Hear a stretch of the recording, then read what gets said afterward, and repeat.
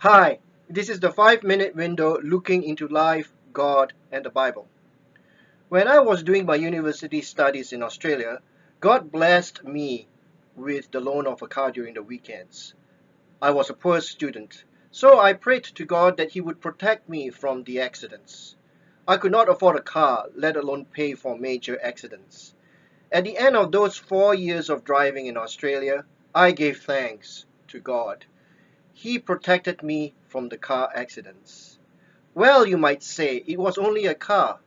However, I believe that God is interested in every part of our lives, including the driving of cars.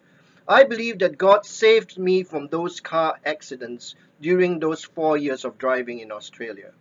Sometimes I wonder if we have a narrow view of God's salvation. We only think of Him saving us from the fires of hell when we die. God is interested in every part of our lives right now. He saves us from the car accidents, especially when we pray to Him. Morning arrives. King Darius could not sleep the whole night. He was trapped into throwing Daniel into the lion's den, and he was reluctant to throw Daniel into the lion's den. King Darius appreciates Daniel because of his exceptional abilities. King Darius also notices that Daniel's faith in his God keeps him going.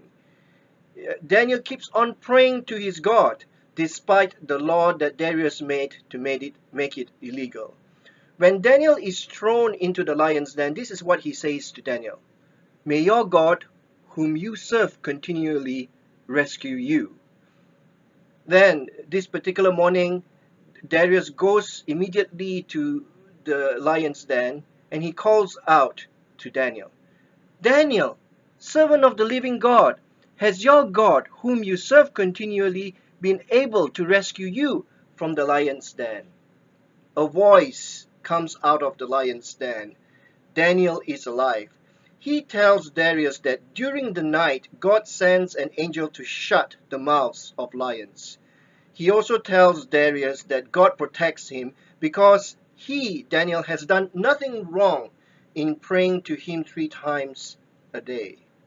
Now, it would be easy for me to overlook what happened to Daniel's enemies and their families. King Darius is so angry with Daniel's enemies that he throws Daniel's enemies and their families into the lion's den. They die.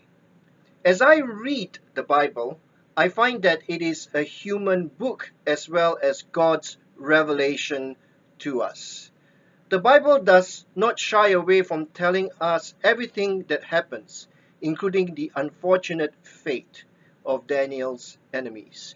When we read of this in the Old Testament and other things that occur, we have to process it and come to grips with the idea that the Bible is a very human book and does not shy away from telling us what happens to some human beings.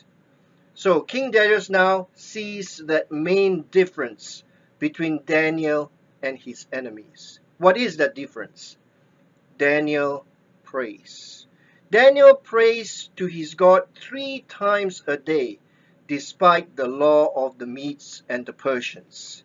Daniel prays to his God to save him from the lions in the lion's den. So we have a God who is still waiting for us to pour out our souls before Him in prayer.